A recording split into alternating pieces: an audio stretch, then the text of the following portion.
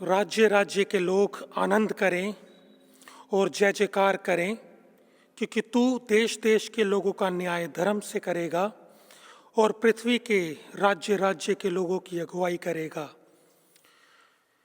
यीशु मसीह के जन्मदिन के पश्चात हम छठे रविवार में हैं और जिस थीम पे हम लोग केंद्रित हैं वह है हमारे देश के लिए प्रार्थना।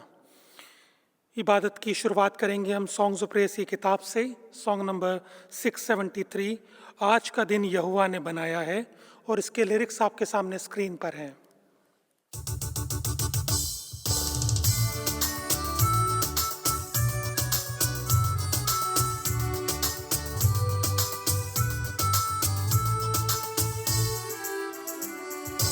आज का दिन यहोवा ने बनाया है, हम इसमें आनंदित हो, आनंदित हो। आज का दिन यहोवा ने बनाया है, हम इसमें आनंदित हो, आनंदित हो। प्रभु को महिमा मिले, चाहे हो मेरा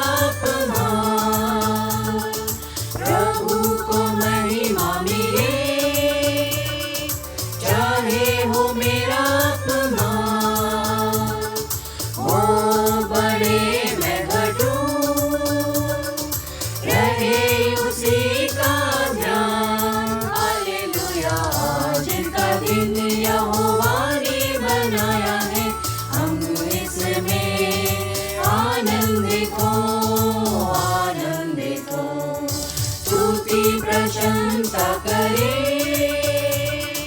यूं ना कुछ होता रहे। स्तुति प्रशंसा करे, यूं ना कुछ होता रहे। उसको हम भाते रहे, चाहे जहाँ भी रहे। हालेलुया, आज का दिन यहोवा बनाया है, हम इसमें आनंदित हो, आनंदित हो। आता हूँ तेरे पास, मुझको है तुझसे आस। आता हूँ तेरे पास, मुझको है तुझसे आस। मुझको कबूल कर ले, पापों से शुद्ध कर दे। हालेलुया, आज का दिन यहोवा ने बनाया है, हम इसमें आनंदित हो, आनंदित हो। जीवन से ज्योति जले, जीवन में ऐसा बने। जीवन से ज्योति जले, जीवन में ऐसा बने। ज्योति में चल हम सके, यही दुआ है तुझसे। हालेलुया, आज का दिन यहोवा ने बनाया है, हम इसमें आनंदित हो, आनंदित हो। प्रभु भोज की पुस्तक, उसका सेक्शन 3, 4 और 5। प्रभु यीशु मसीह का अनुग्रह, परमेश्वर का प्रेम और पवित्र आत्मा की सहभागिता आप सबके साथ हो। सर्वशक्तिमान परमेश्वर, आपके सम्मुख सबके हृदय खुले हैं, आप सबकी अभिलाषाओं को जानते हैं और आपसे कोई भी भेद छिपा नहीं है। अपनी पवित्र आत्मा की प्रेरणा से हमारे हृदय के विचारों को शुद्ध कीजिए, ताकि हम आपसे पूर्ण रूप से प्रेम करें और योग्य रीति से आपके पवित्र नाम की स्तुति करें, हमारे प्रभु यीशु मसीह के द्वारा। आमीन। स्वर्ग में परमेश्वर की महिमा और पृथ्वी पर उसके लोगों को शांति। हे प्रभु परमेश्वर, स्वर्गिक राजा, सर्वशक्तिमान पिता परमेश्वर, हम आपकी आराधना करते, आपको धन्यवाद देते और आपकी महिमा के कारण आपकी स्तुति करते हैं। हे प्रभु यीशु मसीह, परमेश्वर पिता के इकलौते पुत्र, हे प्रभु परमेश्वर, हे परमेश्वर के मेमने, आप जगत का पाप उठा ले जाते हैं, हम पर दया कीजिए। आप पिता की दाहिनी ओर विराजमान हैं, हमारी प्रार्थना स्वीकार कीजिए, क्योंकि केवल आप ही पवित्र हैं, आप ही प्रभु हैं, आप ही हे यीशु मसीह पवित्र आत्मा के साथ परमेश्वर पिता की महिमा में परम उच्च हैं। आमीन। दुआ करेंगे हम लोग। खुदा हम शुक्रगुजारी करते हैं आज के दिन के लिए। शुक्रगुजारी करते हैं खुदा कि तूने ये दिन हमारी ज़िंदगी में दिया। खुदा आज की इबादत को हम तेरे पाक ज़ोरावर हाथों में सौंपते हैं। खुदा भी जब तेरे कलाम की खिदमतगारी की जाती है, आराधना, स्तुति, प्रशंसा और महिमा की जाती है, इन सब में आप हमारे साथ में हो। जैसे कि आपके पवित्र वचन में लिखा है, जहाँ 2 या 3 जन मेरे नाम से इकट्ठे होंगे, मैं उनके बीच में होऊंगा। खुदा हम ईमान रखते हैं कि तेरी पाक रूह हमारे बीच में है, और खुदावन होने दे तू हमसे बोल और बातचीत कर, और तेरा कलाम हमारे दिलों की गहराई तक उतरने वाला हो सके, और तेरे कलाम के मुताबिक हम अपनी ज़िंदगी बसर करने वाले हो सके। खुदा आप अनुग्रह कर, फजल कर। दुआ मांगते हैं यीशु मसीह के नाम से, आमीन। आज की विशेष प्रार्थना। हे सर्वशक्तिमान प्रभु परमेश्वर, आपने विश्व के समस्त राज्यों को अपनी महिमा के लिए बनाया, और आप चाहते हैं कि सब राष्ट्र आपके सामने स्वतंत्र और सामान्य के साथ जीवन जिए। हम प्रार्थना करते हैं कि आप हमारे देश को सुरक्षित रखें, ताकि उसमें शांति बनी रहे। हमारे राष्ट्र की जनता को उत्प्रेरित करें, जिससे वह न्याय तथा सत्य के लिए धर्मसार के कार्य करें, और हम सब आपकी कल्याणकारी इच्छा के अनुसार एकता से इस देश में मिलजुल कर रहें। हमारे प्रभु यीशु मसीह के द्वारा, जो आपके और पवित्र आत्मा के साथ एक परमेश्वर है, और अब तथा सदा सर्वदा जीवित और राज्य करते हैं। आमीन। अब ये समय होगा पाठ वचन का।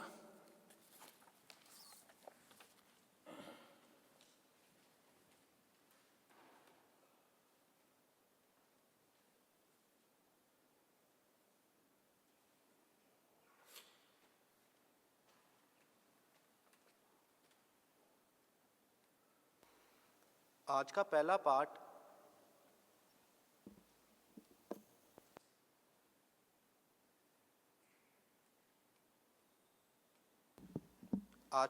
पाठ नेहमिया उसका 5वां अध्याय 14 से 19 यूं शुरू होता है।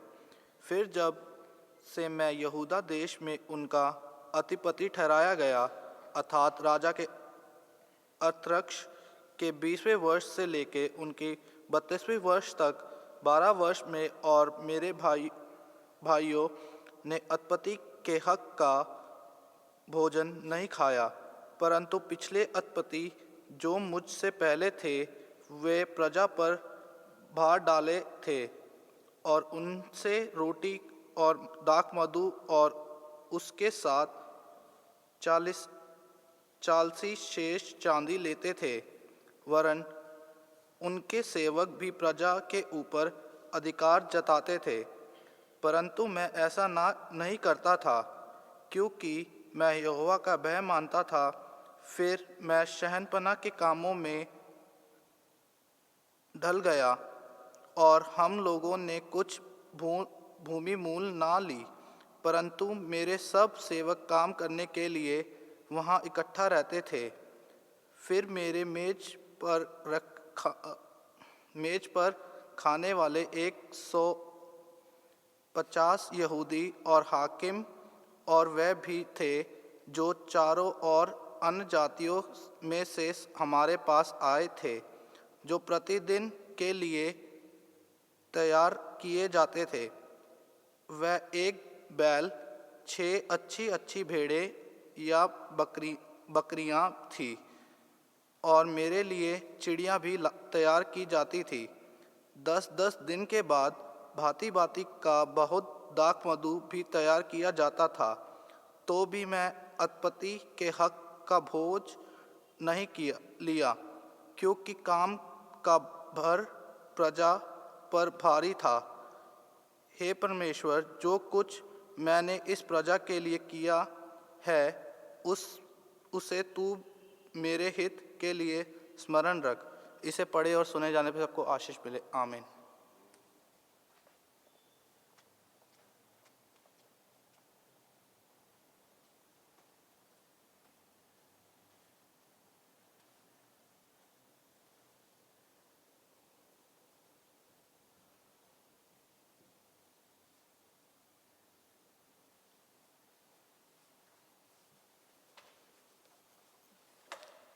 भजन संहिता चैप्टर 85 वर्स 1 to 8 and 13।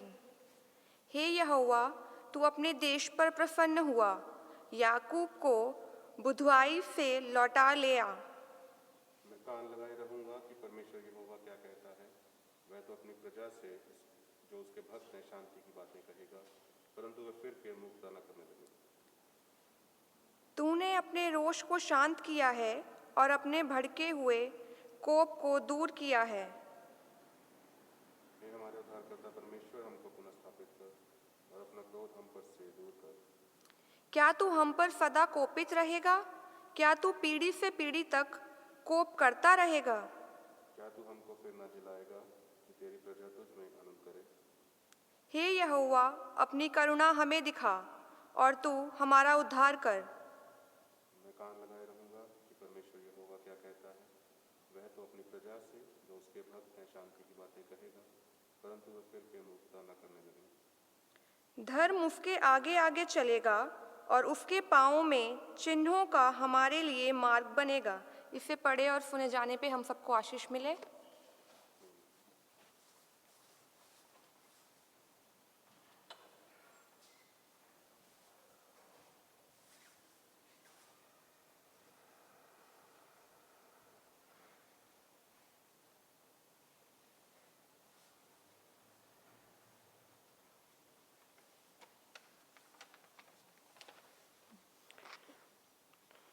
आज का दूसरा पाठ पहला पत्रस उसका दूसरा अध्याय उसकी 11 आयत से 16 आयत तक।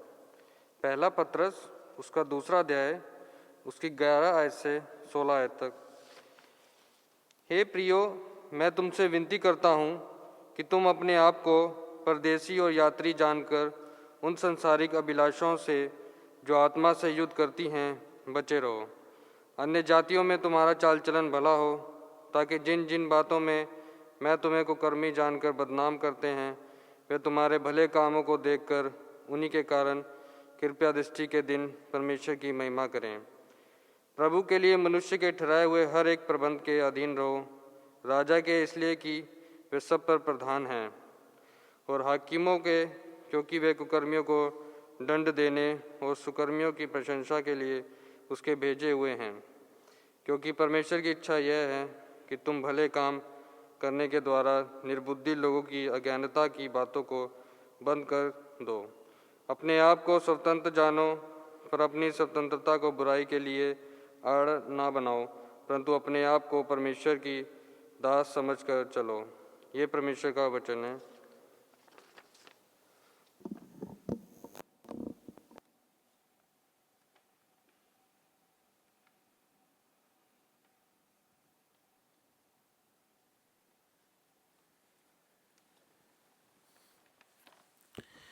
इबादत में आगे बढ़ते हुए हम गीत गाएंगे सॉन्ग्स ऑफ प्रेज की किताब से, गीत संख्या नंबर 1110, जो क्रूस पे कुर्बान।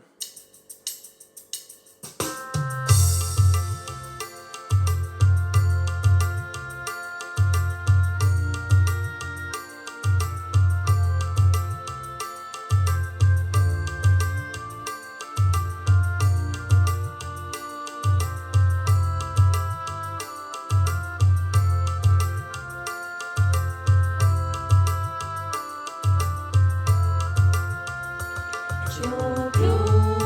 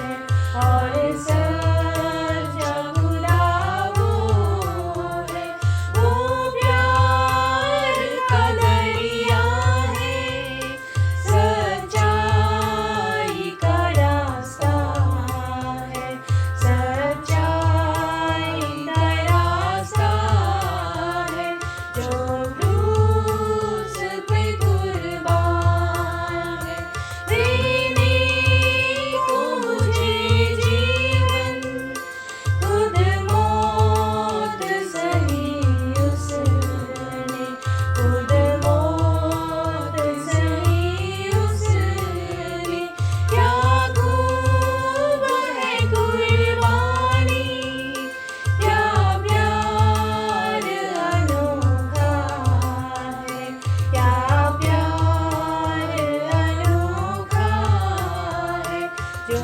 क्रूस पे कुर्बान है, वो मेरा मसीहा है, हर जख्म जो उसका है, वो मेरे गुनाह का है, वो मेरे गुनाह का है, जो क्रूस पे कुर्बान है। मत्ती की मारिफत इंजील उसका 22वां अध्याय 15वीं आयत से 21वीं आयत तक इस तरह से है। तब फरीसियों ने जाकर आपस में विचार किया कि उसको किस प्रकार बातों में फंसाएं। अतः उन्होंने अपने चेलों को हेरोदेस के साथ उसके पास यह कहने को भेजा, हे गुरु, हम जानते हैं कि तू सच्चा है और परमेश्वर का मार्ग सच्चाई से सिखाता है और किसी की परवाह नहीं करता, क्योंकि तू मनुष्य का मुंह देखकर बातें नहीं करता। इसलिए हमें बता, तू क्या सोचता है, कैसर को कर देना उचित है कि नहीं? यीशु ने उनकी दुष्टता जानकर कहा, हे कपटियों, मुझे क्यों परखते हो? कर का सिक्का मुझे दिखाओ। तब वह उसके पास एक दिनार ले आए। उसने उनसे पूछा, यह छाप और नाम किसका है? उन्होंने उससे कहा, कैसर का। तब उसने उनसे कहा, जो कैसर का है वह कैसर को, और जो परमेश्वर का है वह परमेश्वर को दो। ये मसीह की इंजील है।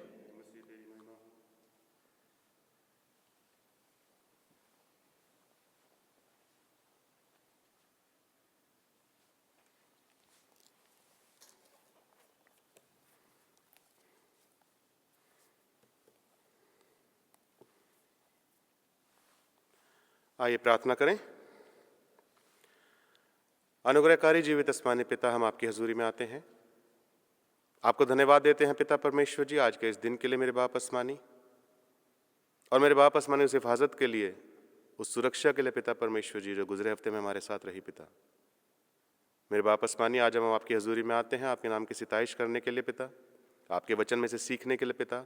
हम चाहते हैं कि आपका पाक आत्मा आज हमसे बात करे पिता, हमारे मनों को तैयार कर दें पिता, ताकि मेरे बाप आसमानी जब वचन रूपी बीज हमारी हृदय रूपी भूमि पर गिरे पिता, तो मेरे बाप आसमानी उसका फल मेरे बाप आसमानी 60 गुना और 100 गुना हो पिता।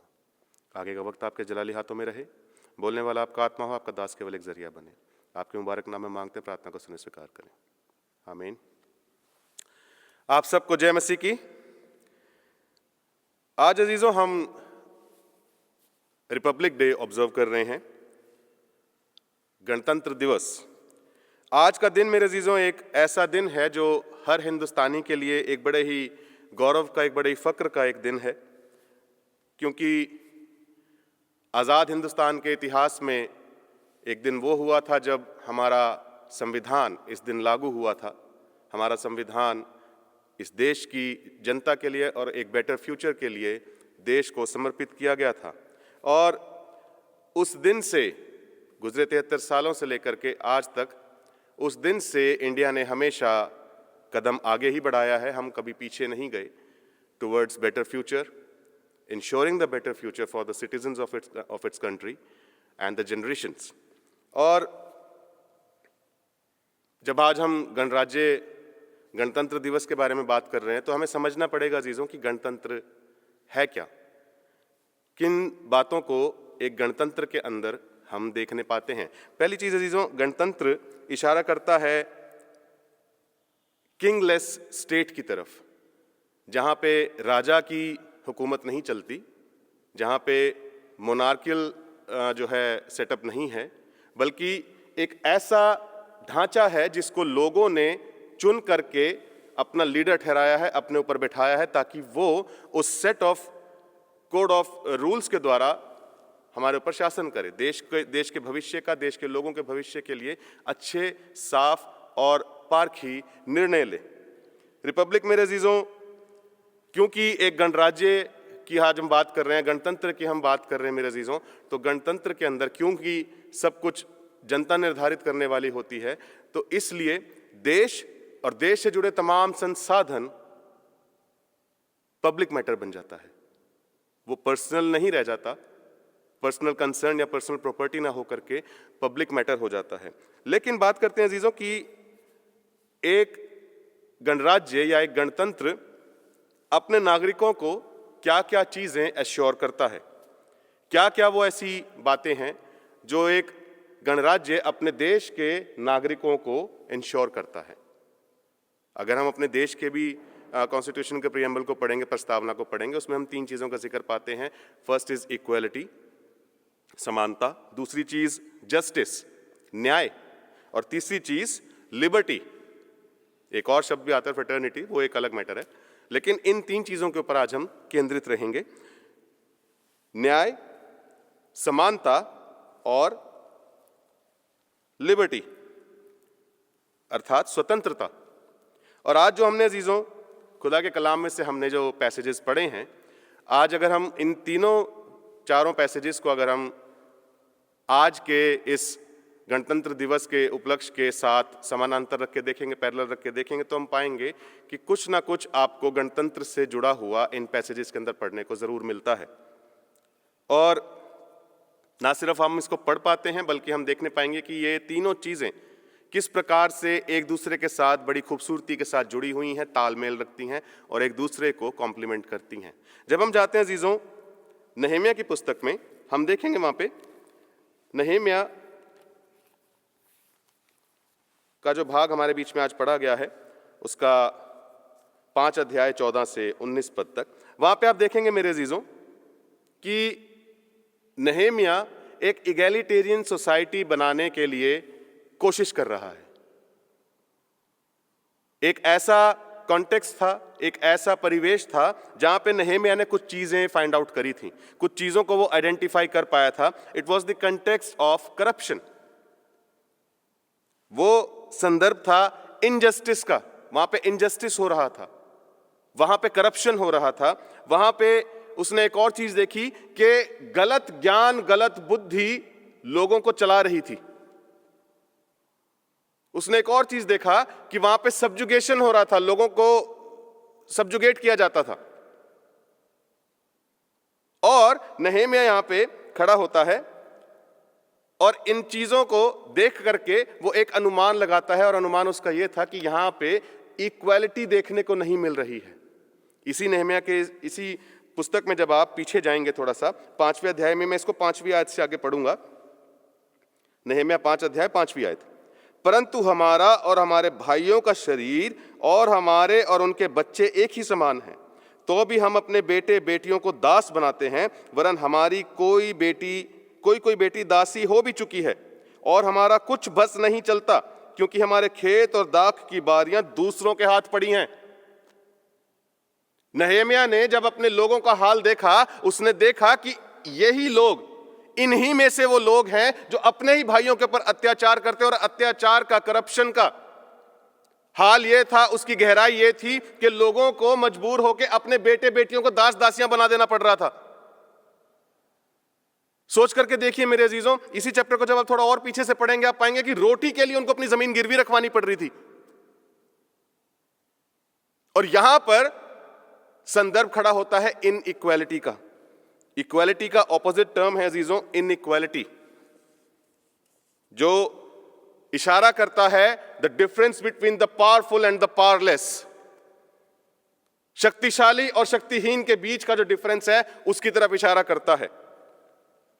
और ये सारी चीजें जब एक साथ आईं तब नहेम्याह ने पाया कि यहाँ पे एक जैसा समान जो है रवैया जैसा होना चाहिए, जैसा समानांतर एक भाई का दूसरे भाई के साथ रवैया होना चाहिए, वो यहाँ पे नहीं है। देखिए 8वीं आयत में नहेम्याह क्या बोलता है, और मैंने उनसे कहा हम लोगों ने तो अपनी शक्ति भर अपने भाइयों को जो अन्य जातियों के हाथ बिक गए थे दाम देकर छुड़ाया है, फिर क्या तुम अपने भाइयों को बेचोगे? सवाल खड़ा करता है नहेम्याह उस करप्शन के सामने, उनकी नेचर के सामने, उनके स्वभाव के सामने कि तुम कैसे मंदबुद्धि लोग हो, तुम अपने ही भाइयों को बेच रहे हो, अपने भाइयों के ऊपर तुम अत्याचार कर रहे हो।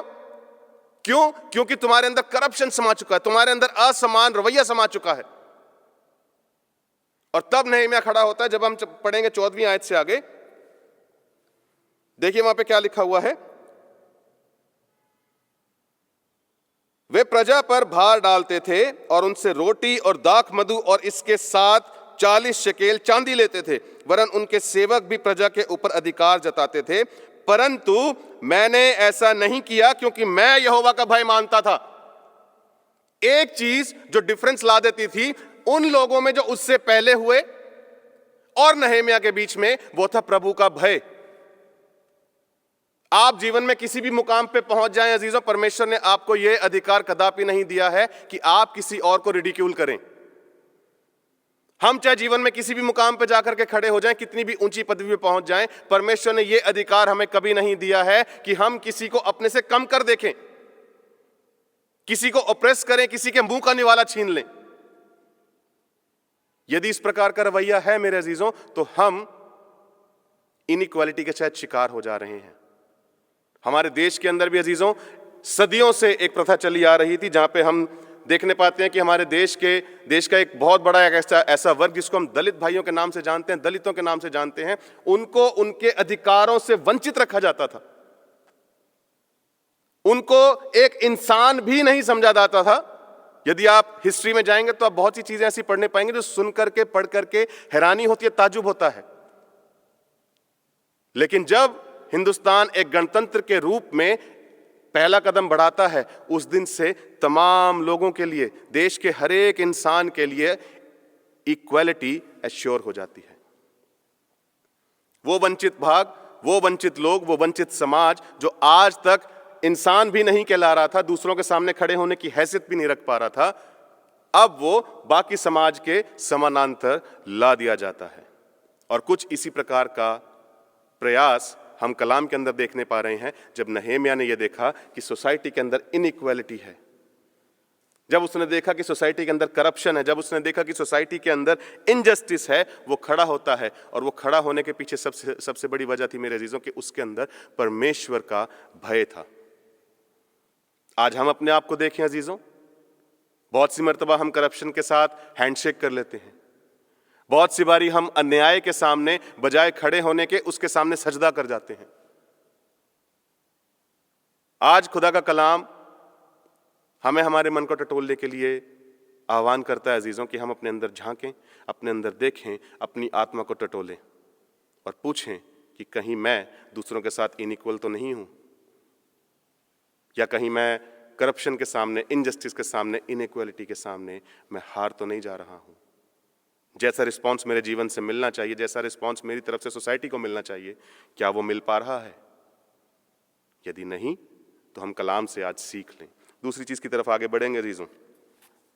दूसरी चीज जो कि एक गणतंत्र का हिस्सा, जैसे कि मैं बोल रहा था, दूसरी चीज न्याय, जस्टिस, न्याय। सबसे खूबसूरत क्वालिटी एक गणतंत्र की है कि देश के हर एक नागरिक को, स्टेट के हर एक नागरिक को न्याय एश्योर होता है। और न्याय अजीजों, न्याय सिर्फ न्याय नहीं, पूर्ण न्याय, पूरा न्याय और एप्रोप्रिएट जस्टिस, ये एक गणतंत्र की खूबी है कि वहां के लोगों को न्याय पूर्णता मिलता है। और बात हुई है गणतंत्र की अजीजों, जब हम इसको विश्वासी जीवन के अंदर अपने मसीही चाल चलन के अंदर लागू करते हैं, हम पाएंगे मेरे अजीजों कि बहुत सी मर्तबा हम इस चीज को भूल जाते हैं कि जितनी जिम्मेदारी हमारी समाज के प्रति बनती है, जितना न्याय हमें समाज के साथ करना चाहिए, उतना ही जिम्मा हमारा परमेश्वर के प्रति भी है। उतना ही न्याय हमें परमेश्वर के साथ भी करने के लिए खुदा का कलाम हमें आह्वान करता है। हम अनजस्ट नहीं हो सकते हैं अपने मसीही चाल चलन में, हम गलत नहीं हो सकते हैं अपनी मसीही चाल चलन में। यदि हम चूक करते हैं, यदि हम ऐसा रवैया नहीं रखते हैं, तो मेरे अजीजों आज हमारे को कलाम में से समझना पड़ेगा कि खुदा का कलाम हमसे आह्वान किस चीज का करता है। जब हम जाएंगे मत्ती रचित सुसमाचार में, उसका 22 अध्याय 15 से 21 जो आज पद हमने पढ़े हैं, वहां पे आप पाएंगे अजीजों कि फरीसी आते हैं और खुदावंद यीशु मसीह से बड़े ही फ्लैटरिंग वे में, बड़े ही चापलूसी भरे शब्दों में एक बड़ा ही गंभीर सवाल खड़ा करते हैं। सवाल क्या करते हैं? जैसे कि मैं बोल रहा था कि वो चापलूसी भरे शब्दों से, शुगर कोटेड वर्ड्स वो यूज करते हैं। देखिए वहां पे क्या लिखा हुआ है, हे गुरु, हम जानते हैं कि तू सच्चा है और परमेश्वर का मार्ग सच्चाई से सिखाता है और किसी की परवाह नहीं करता, क्योंकि तू मनुष्य का मुंह देखकर बातें नहीं करता। आए पहले मसीह का स्तुति गान किया, आए पहले खुदावंद यीशु मसीह के लिए बड़ी अच्छी अच्छी सिफ्त भरी बातें बोली, और उसके बाद उनके मन की चालाकी के अनुसार, उनके मन की चतुराई के अनुसार एक बड़ा ही गंभीर सवाल खुदावंद यीशु मसीह के सामने लेकर के आते हैं। एक ऐसा सवाल जो अगर किसी आम आदमी से पूछा जाता और वो इसका गलत जवाब दे देता तो शायद 22 से मौत हो जाता। वो जवाब देना उसके लिए मौत का कारण बन सकता था। और अपने इन शब्दों के द्वारा खुदावंद यीशु मसीह के मुंह में शायद वो अपने शब्द डालना चाह रहे थे कि खुदावंद यीशु मसीह कैसर के बारे में, या वो जो कर लेता था यहूदी लोगों से, उसके बारे में कुछ गलत चीज बोलें। आते हैं और आकर के बोलते हैं, तो हमें यह बता, अब हमें यह बता, क्या यहूदियों का कैसर को कर देना उचित है? बड़ी चतुराई ना, बहुत चालाकी, बड़ी चालाकी से एक सवाल खड़ा किया, लेकिन जानते नहीं थे कि पूछते किससे हैं। यह एक बड़ी बात होगी कि पूछना किससे है।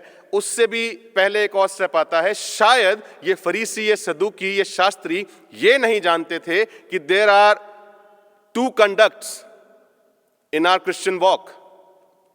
हमारे परमेश्वर के साथ जो हमारा संबंध है उसमें दो डिसिप्लिन है। First one is physical discipline and the second is spiritual. ये फरीसी और सदूकी ये जानते नहीं थे कि फिजिकल डिसिप्लिन क्या है और स्पिरिचुअल डिसिप्लिन क्या है।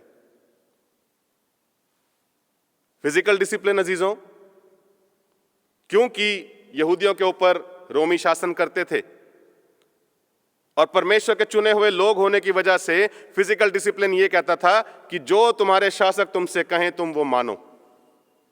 B loyal to the state, चाहे वो ऑपरेसिव क्यों ना हो रहे हो। लेकिन हमसे आशा ये है, उन लोगों से आशा ये थी कि वो स्टेट के प्रति वफादार रहें, ईमानदार रहें। लेकिन स्पिरिचुअल कंडक्ट क्या कहता है? स्पिरिचुअल कंडक्ट ये कहता है कि चाहे मेरे सामने मौत आ जाए, चाहे मेरे सामने हानि आ जाए, चाहे मेरे सामने नुकसान आ जाए, चाहे कोई भी बात आ जाए, मैं अपने परमेश्वर को छोड़ किसी और की उपासना नहीं करूंगा। आप किसी व्यक्ति की सराहना कर सकते हैं, आप किसी लीडर की तारीफ कर सकते हैं उसकी लीडरशिप क्वालिटी के लिए, उसकी इंटेलिजेंस के लिए, उसकी स्किल्स के लिए, उसकी बुद्धि के लिए, मगर ध्यान रखें कि आपकी सराहना आराधना में ना तब्दील हो जाए, आराधना में ना परिवर्तित हो जाए। प्रभु यीशु मसीह यहां पे आइडेंटिफाई करते हैं, बताते हैं इस चीज को कि कैसर में और परमेश्वर में फर्क है। जो कैसर का है वो कैसर को दो, लेकिन जो परमेश्वर का है वो परमेश्वर को दो। और परमेश्वर को क्या देना है? परमेश्वर को हमने ताजीम देनी है, उसकी आराधना करनी है, क्योंकि सिर्फ वो ही है जिसकी आराधना और स्तुति करी जाती है, उसको छोड़ और कोई नहीं है।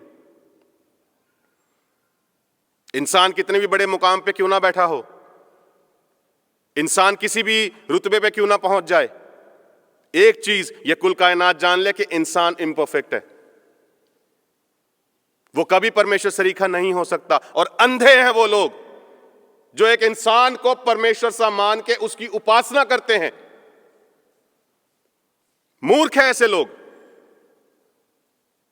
प्रभु यीशु मसीह यहां पे साफ बताते हैं कि तुम्हारा एक फिजिकल कंडक्ट है और तुम्हारा फिजिकल कंडक्ट तुमसे ये आशा रखता है कि तुम जहां पे पैदा हुए हो, जिस प्रांत में तुमने जन्म लिया है, जिस देश में तुमने जन्म लिया है, उस देश के कानून को मानो। लेकिन आत्मिक कंडक्ट ये चीज सिखाता है, आत्मिक डिसिप्लिन ये चीज सिखाता है कि सिवाय परमेश्वर के और कोई वो जगह नहीं ले सकता, चाहे उसके लिए आपको प्राण की हानि क्यों ना उठानी पड़ जाए। तीसरी चीज की तरफ आगे बढ़ेंगे अजीजों। तीसरी चीज जो कि गणतंत्र से जुड़ी हुई है, वो हमें सिखाती है लिबर्टी के बारे में, स्वतंत्रता। जब हम जाएंगे पहला पत्रस 2 अध्याय उसके 11 आयत से आगे, आज हमने पढ़ा है 11 से 16 पद तक, वहां पे आप देखेंगे कि पत्रस कुछ चीजों का जिक्र करता है, लेकिन 16वीं आयत में आके एक बड़ी खास चीज का जिक्र बताता है। कहता है कि अपने को, पत्रस यहाँ पे बयान कर रहा है कि अपने को स्वतंत्र जानो, पर अपनी इस स्वतंत्रता को बुराई के लिए आड़ ना बनाओ, परंतु अपने आप को परमेश्वर के दास समझकर चलो। आगे देखिए 17वीं आयत क्या लिखी है, सबका आदर करो, भाइयों से प्रेम रखो, परमेश्वर से डरो, राजा का सम्मान करो। Very simple and very easy to understand. बहुत सरल है इसको समझना। हम में से हर एक व्यक्ति जो भी इस देश का नागरिक है आजाद कहलाता है, लेकिन आजाद हो जाने का यह मतलब कदापि नहीं है कि हम अपने आप को इस देश के संविधान से ऊपर होकर के समझने लग जाएं। आजादी का यह अर्थ कभी नहीं है अजीजों। इस देश को देश की तरह चलने के लिए, इस देश को देश की तरह आगे बढ़ने के लिए संविधान का गठन हुआ था। इस देश में रहने वाले लोगों के लिए, इस देश के नागरिकों के लिए संविधान के अंदर कुछ चीजें ऐड करी गई थी जिनमें से 2 चीजों का हमने जिक्र पढ़ लिया है। पहली चीज इक्वालिटी और दूसरी चीज जस्टिस, और सबसे अधिक बढ़कर के एक चीज है स्वतंत्रता। आप स्वतंत्र हैं, याद रखें। लेकिन आत्मिक स्वतंत्रता का भी यहां पे जिक्र आता है जो हमने पढ़ा है। कलाम कहता है कि अपने को स्वतंत्र जानो, पर अपनी इस स्वतंत्रता को बुराई के लिए आड़ ना बनाओ। आज हम अपनी सोसाइटी के अंदर एक चीज को देखते हैं मेरे अजीजों, कि किसी न किसी को मारना होता है या किसी न किसी का प्राण हरना होता है तो बड़ा सरल हो गया आज के टाइम में। वजह यह है कि शायद मेरे पीछे मेरी जाति खड़ी हुई है, मैं जिस जाति से आता हूं, मैं जिस बिरादरी से आता हूं, जिस समाज से आता हूं, वो मेरी बैक है, और शायद मैंने इसलिए टेकन फॉर ग्रांटेड ले लिया है दूसरे की लाइफ को। शायद इसलिए मुझे दूसरे का प्राण हरने में डर नहीं लग रहा, आजाद फील करने लग गया हूं, मैं कुछ ज्यादा ही आजाद हो गया हूं। कलाम कहता है कि अपनी आजादी को बुराई के लिए ढाल मत बनाओ, परंतु अपने आप को परमेश्वर का दास समझकर चलो। एक चीज को अवश्य समझ लें, खुदा का कलाम बयान करता है कि अपने आप को परमेश्वर का दास समझो, परमेश्वर जैसा मत समझ बैठो अपने आप को। आप किसी के डिसाइडर नहीं हो सकते हैं। मैं किसी के लाइफ के लिए निर्णय नहीं ले सकता हूं। क्यों? क्योंकि इस देश के संविधान की एक आत्मा है, और वो आत्मा ये कहती है कि हर एक को स्वतंत्रता है अपने लिए निर्णय ले। लेकिन अगर वो निर्णय बुराई के लिए है तो उसके कुछ कॉन्सिक्वेंसेस भी हैं। लेकिन अगर वो परमेश्वर का दास जान करके, परमेश्वर का खुद को दास समझ करके अपने जीवन में आगे बढ़ता है, तो मेरे अजीजों कलाम बयान करता है कि भलाई करो, भलाई के कामों में आगे बढ़ो, उसके लिए खुद को स्वतंत्र समझो। आज प्रश्न चिन्ह खड़ा होता है बहुत से मसीहों के सामने अजीजों कि हम अपने जीवन के उन छुपे हुए लम्हों में क्या करते हैं। जब हम लिबर्टी एंजॉय करते हैं, जब हम अपने आप को स्वतंत्र फील करते हैं, कोई हमें देखने वाला नहीं होता, कोई हमसे पूछने वाला नहीं होता, अपने जीवन के उन लम्हों में हम क्या कर रहे होते हैं? क्या उस समय हमें परमेश्वर का भय सताता है और हम जाते हैं परमेश्वर के सम्मुख बैठते हैं, या हम दुनियावी रीति से अपने जीवन को चलाने में अपने समय को मशगूल करते हैं? अपने आप को परमेश्वर का दास समझें।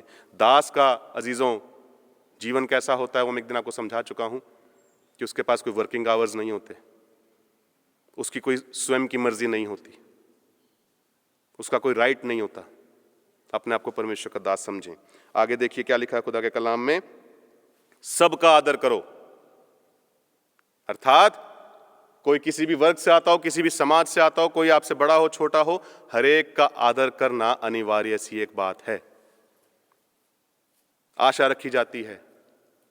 मैं जिस प्रांत से आता हूं, अगर आप हरियाणा में जाएंगे, खासतौर पे रूरल एरियाज में आप जाएंगे, आपको वहाँ की लैंग्वेज सुन करके बड़ा शायद हैरानी हो सकती है। हमारे वहाँ पे चलन है कि हम अपने से बड़े को भी तू करके बोल देते हैं। नॉट इन माई फैमिली, लेकिन मैं आपको ओवरऑल एक ग्लिम्स दे रहा हूं। अपने से बड़े को भी तू करके बोल देते हैं। ताऊ कहां जा रहा है, सुनने में बड़ा अटपटा लगता है, लेकिन ये रियलिटी है। और बहुत सी मर्तबा चीजों ये भी देखा जाता है कि जैसा आप बोलते हैं वैसा आपका स्वभाव भी बन जाता है। यदि आप किसी को रफली किसी के साथ बात कर रहे हैं, एक समय आएगा कि आप उस बंदे को, उस व्यक्ति को रफली डील भी करने लग जाएंगे। कलाम बयान करता है कि हर एक का आदर करना सीखो। बड़े ताज्जुब की बात है अजीजों कि आज मसीहों ने अपने माँ बाप का आदर करना छोड़ दिया है, अपने बच्चों का आदर करना छोड़ दिया है, अपनी फैमिली का आदर करना छोड़ दिया है। और सबसे अधिक बढ़ के अजीजों, पासबानों को तो एक तरफ ही कर दीजिए, पासबानों के लिए तो मैं कुछ बोलना नहीं चाहता कि किस नजर से देखते हैं पासबानों को, परमेश्वर का भी आदर करना छोड़ दिया है। भूल गए परमेश्वर का आदर कैसे किया जाए। और बात करते हैं आजादी की। आगे बढ़ेंगे, देखिए, परमेश्वर से डरो। डरते रहना है, खुदा का खौफ खाना है। आजाद हो इसका अर्थ यह नहीं है कि आपकी आजादी सदा बरकरार रहेगी। इंसान की उम्र बहुत अधिक बल के कारण 80 वर्ष हो सकती है, परंतु एक दिन आता है अजीजों जब आपसे हिसाब लिया जाएगा, मुझसे हिसाब लिया जाएगा। हमसे पूछा जाएगा कि आपने अपने जीवन में क्या किया। आपका जीवन आपको दिखा दिया जाएगा और आपको बताया जाएगा कि आप ये करते रहे हो। परमेश्वर से डरना अनिवार्य है। परमेश्वर का अपने जीवन में खौफ रखना एक बड़ी जरूरी, एक हर एक विश्वासी के लिए एक बड़ी जरूरी बात है। यदि नहीं है मेरे अजीजों, तो हम अपनी स्वतंत्रता का शायद गलत फायदा उठा रहे हैं। और सबसे अधिक बढ़ के आखिरी चीज जो बोलता है खुदा का कलाम, राजा का सम्मान करो। कलाम बयान करता है कि सारे अधिकार ऊपर से आते हैं, राजा का सम्मान करना है। कलाम में एक जगह लिखा हुआ है कि ये ऊंची पदवी वालों के बारे में बुरा भला बोलने में चूकते नहीं। राजा का सम्मान करना एक प्रकार से आदेश है हमारे लिए, भले हम उसके साथ एग्री करें या ना करें, वो एक अलग मैटर है, लेकिन उसकी आज्ञा का पालन करना, उसका सम्मान करना, उसका आदर करना हमसे अपेक्षित है। बहुत सी मर्तबा हम अपनी वाणी में बड़ी लाइटली बहुत सारी चीजें बोल जाते हैं। बहुत सी बारी हम ऐसी ऐसी बातें बोल जाते हैं जिसको शायद हम ठीक से समझते भी नहीं हैं। कहीं हम प्रतिदिन ये गलती तो नहीं कर रहे हैं, कहीं हम प्रतिदिन इस चूक का हिस्सा तो नहीं बन रहे हैं। खुदा का कलाम आज हमसे पूछता है अजीजों, आप आजाद हैं, आप स्वतंत्र हैं, लेकिन याद रखें कि आपकी आजादी का भी एक दायरा है। आप स्वतंत्र हैं, याद रखें कि आपकी स्वतंत्रता सदा बरकरार नहीं रहने वाली है, क्योंकि मनुष्य के लिए परमेश्वर ने एक डोरी ठहराई हुई है, मनुष्य उसको लांघ नहीं सकता। परमेश्वर आप सबको आशीष दे।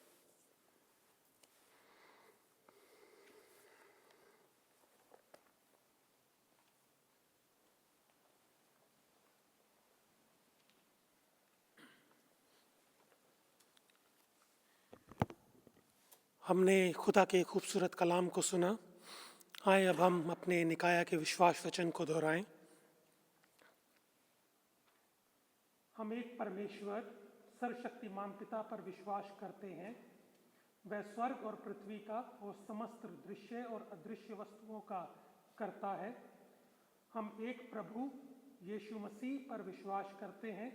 वह परमेश्वर का इकलौता पुत्र, सर्वयुगों से पहले पिता से उत्पन्न, परमेश्वर से परमेश्वर, ज्योति से ज्योति, सत्य परमेश्वर से सत्य परमेश्वर, कृत नहीं वरन उत्पन्न, उसका और पिता का तत्व एक है, उन्हीं के द्वारा सब वस्तुएं बनी।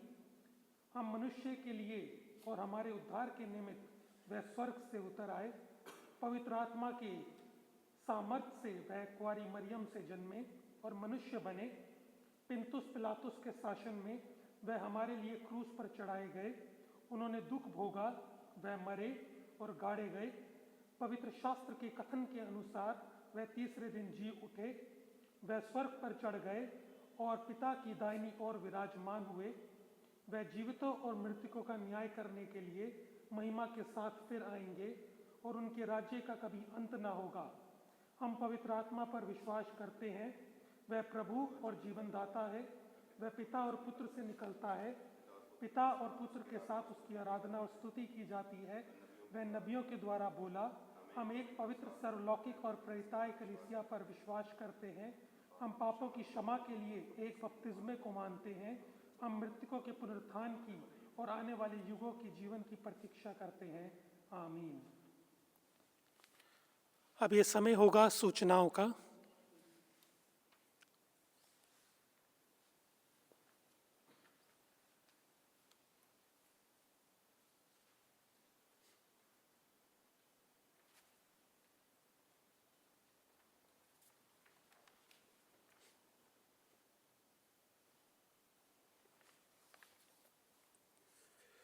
आप सबको जय मसीह की।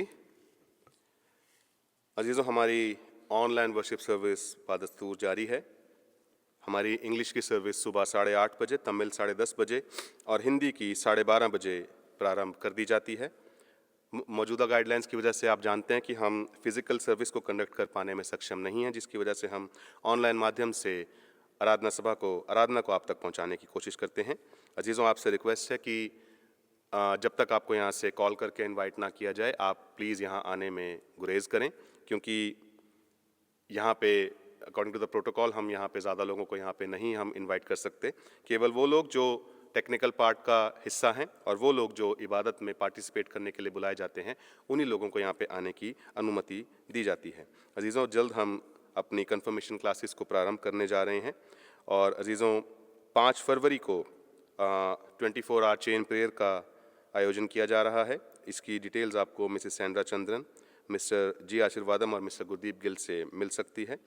साथ ही अजीज़ों, आप जानते हैं कि हम 14 तारीख को अपना गार्डन फेट जो है सेलिब्रेट करते हैं और मौजूदा हालात की वजह से हम उसको फिज़िकली कर पाने में सक्षम नहीं हैं, जिसकी वजह से हम इससे रिलेटेड जो भी अपडेशन होगा तो उसको आप तक पहुंचाएंगे। लेकिन लेटेस्ट अपडेशन इज़ दिस कि हम उसका ब्रोशर रिलीज़ करेंगे और इन द मीन वाइल अगर आप चर्च आकर के फॉर्म फिल करके कुछ डोनेशन इसकी तरफ देना चाहते हैं तो आपका स्वागत है। साथ ही अजीज़ों, आपके CPMF ऑफरिंग्स, डोनेशंस और जो भी अदर कॉन्ट्रीब्यूशंस हैं वो आप ऑनलाइन माध्यम से चर्च के अकाउंट में ट्रांसफ़र कर सकते हैं। परमेश्वर आप सबों को आशीष दे।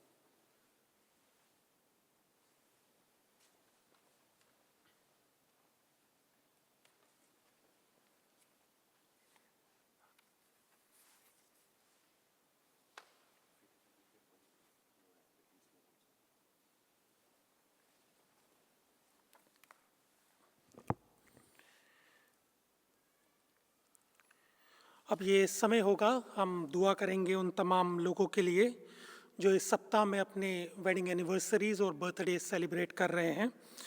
हम लोग दुआ करेंगे शोभा जेम्स के लिए, Amit Maxwell, Shireen Kamath, Alice Toppo, Mr and Mrs Eric Peterson, Mr and Mrs Anmol, Mr and Mrs Ashish Massey, Charu E Samson, W Goldlin, Ebenezer, Mrs and Mr Charlene Das, Vidyu Chakravarti, Michael, Ashish, John Pushparaj, Purmila E Paul, Mr and Mrs George,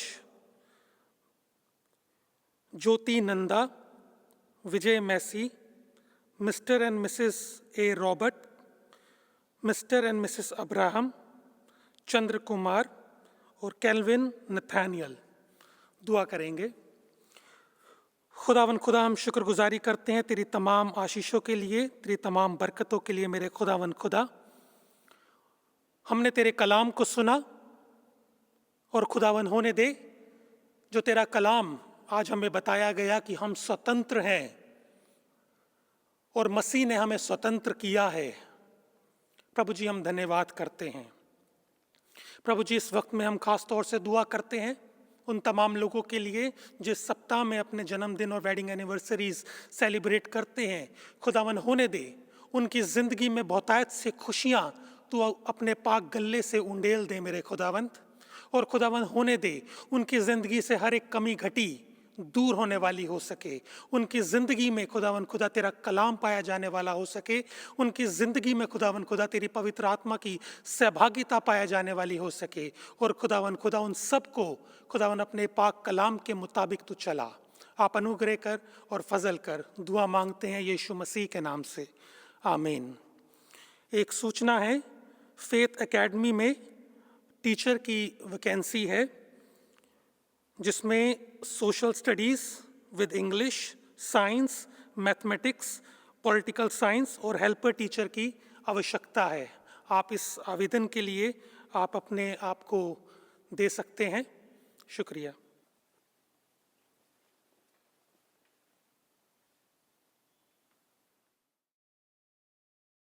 हम समस्त मानव जाति के लिए प्रार्थना करें और अपनी प्रार्थनाओं को प्रभु यीशु ख्रीस्त के निरंतर निवेदन के साथ अर्पित करें। हे पिता, हम प्रार्थना करते हैं कि समस्त संसार में न्याय और शांति स्थापित हो और प्रत्येक व्यक्ति भरपूर जीवन प्राप्त करे। हे दयावान प्रभु, उन सब लोगों के लिए जो हमारे देश की राजधानी दिल्ली और इसके पड़ोसी नोएडा, गुरुग्राम और फरीदाबाद में रहते हैं, उन सब बातों को दूर करने के लिए जिनसे आपसी फूट और झगड़े होते हैं, और हमारे देश में सच्ची एकता की बढ़ती के लिए। हे दयावान प्रभु, उन सब लोगों के लिए जो कृषि, उद्योग अथवा व्यापार में लगे हुए हैं, सब मजदूरों और कारीगरों के लिए, और उन सब के लिए जो अपनी सेवा से हमारी आवश्यकताओं की पूर्ति करते हैं। हे दयावान प्रभु, अध्यापकों और छात्रों, वैज्ञानिकों, लेखकों और कलाकारों और उन सब व्यक्तियों के लिए जो अन्य लोगों के विचारों और भावनाओं को प्रभावित करते हैं। हे दयावान प्रभु, उन सब लोगों के लिए जो दुखी हैं, बेरोजगार हैं, भूखे प्यासे हैं, दरिद्र और दलित हैं, बीमार और मरणासन हैं, विशेषकर हमारी कलीसिया के लोग, और उन सब व्यक्तियों के लिए जो ऐसे लोगों की सेवा और सहायता करते हैं। हे दयावान प्रभु, हमारे तथा अन्य देशों के सब शासकों के लिए, विशेषकर हमारे राष्ट्रपति श्री रामनाथ कोविंद, प्रधानमंत्री श्री नरेंद्र मोदी, इस राज्य के राज्यपाल श्री अनिल बैजल, मुख्यमंत्री श्री अरविंद केजरीवाल, और उनके लिए भी जो लोगों पर किसी भी प्रकार का अधिकार रखते हैं। हे दयावान प्रभु, संपूर्ण मसीही समाज की एकता और मेल मिलाप के लिए और समस्त संसार में उनकी गवाही और सेवा कार्य के लिए। हे दयावान प्रभु, भारत में आपकी समस्त कलीसिया के लिए, उनकी परिषदों तथा अगुओं, विशेषकर हमारे प्रमुख धर्माचार्य, दक्षिण भारत के प्रमुख धर्माचार्य, मार्थोमा कलीसिया के मेट्रोपॉलिटन, हमारे धर्माचार्य, हमारे पुरोहित रेवरेंड मोहित, रेवरेंड रत्नराज और रेवरेंड अभय और भाई राहुल, और हमारी कलीसियाओं के सब अन्य धर्म सेवकों के लिए कि वह सच्चाई और लगन से आपकी सेवा करें।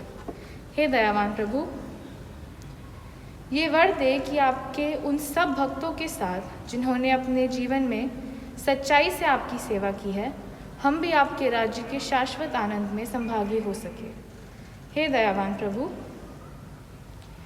हे स्वर्गीय पिता, अपने राज्य को शीघ्र प्रकट कीजिए और हमारी इन प्रार्थनाओं को सुनिए। हम आपके पुत्र, अपने प्रभु और उद्धारकर्ता यीशु मसीह से के नाम से ये मांगते हैं, आमीन।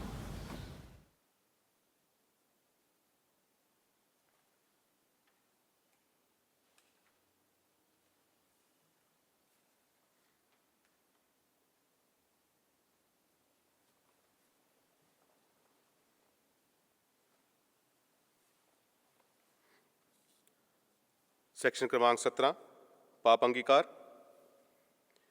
प्रिय भाइयों और बहनों, हमारे प्रभु यीशु मसीह ये कहते हैं, हमारा प्रभु परमेश्वर ही एकमात्र प्रभु है। तू प्रभु अपने परमेश्वर को अपने संपूर्ण हृदय, संपूर्ण प्राण, संपूर्ण बुद्धि और संपूर्ण शक्ति से प्रेम कर। यह पहली आज्ञा है। दूसरी ये है, अपने पड़ोसी को अपने समान प्रेम कर। इनसे बड़ी और कोई आज्ञा नहीं है।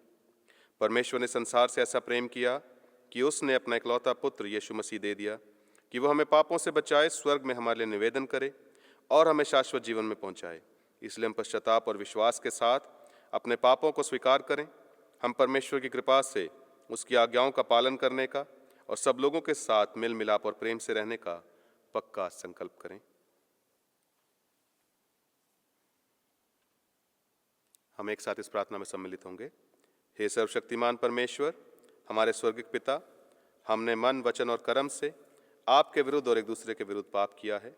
हमने अपनी अज्ञानता और दुर्बलता के कारण और जानबूझकर भी बुराई की है और भलाई करने में असफल रहे हैं। इन सब पापों के लिए हम सचमुच दुखी हैं और अंतःकरण से पश्चाताप करते हैं। आपके पुत्र यीशु मसीह ने हमारे लिए अपने प्राण दिए। उन्हीं के कारण हमने जो पाप किए हैं उनको क्षमा कीजिए और ये वर दीजिए कि भविष्य में हम नया जीवन पाकर सदा आपकी सेवा करें, ताकि आपके पवित्र नाम की महिमा हो। आमीन। सर्वशक्तिमान परमेश्वर उन सबको क्षमा करते हैं जो एक दूसरे को क्षमा करते और सच्चा पश्चाताप करते हैं। वे आप सब पर दया करे, आप सब के पापों को क्षमा करे और उनसे आपको छुटकारा दे। सब भले कामों में आपको स्थिर और सबल करे और शाश्वत जीवन में बनाए रखे, हमारे प्रभु यीशु मसीह के द्वारा। आमीन। परमेश्वर का धन्यवाद हो। शांति अभिवादन। हम सब मिलकर मसीह की देह हैं। हम सब ने एक आत्मा द्वारा एक देह में बपतिस्मा लिया है। हम ऐसे कार्यों में संलग्न रहें जिनसे शांति मिलती और एक दूसरे का निर्माण होता है। प्रभु की शांति सदा आपके साथ रहे। जिस प्रकार हमारे मुंजी ने हमें सिखाया, हम यूं प्रार्थना करते हैं। हे हमारे स्वर्गिक पिता, आपका नाम पवित्र माना जाए, आपका राज्य आए, आपकी इच्छा जैसे स्वर्ग में पूरी होती है वैसे पृथ्वी पर भी पूरी हो। आप हमारे दिन भर की रोटी हमें दीजिए।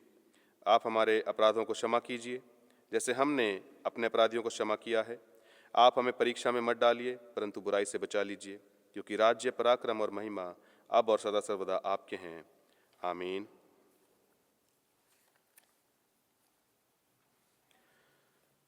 परमेश्वर की शांति जो सारी समझ से परे है, परमेश्वर के और उसके पुत्र हमारे प्रभु यीशु मसीह के ज्ञान और प्रेम में आपके हृदय और विचारों को सुरक्षित रखे और सर्वशक्तिमान परमेश्वर पिता, पुत्र और पवित्र आत्मा की आशीष आप पर हो और सदा सर्वदा आपके साथ बनी रहे।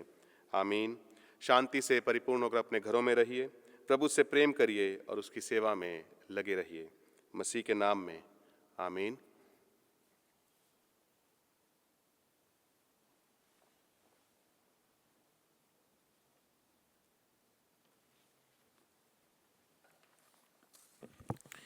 इबादत के आखिर में हम गीत गाएंगे सॉन्ग्स ऑफ प्रेयर्स की किताब से। गीत के संख्या नंबर 1050, नीले आसमान के पार जाएंगे, और इसके बाद हम लोग राष्ट्रगान भी गाएंगे।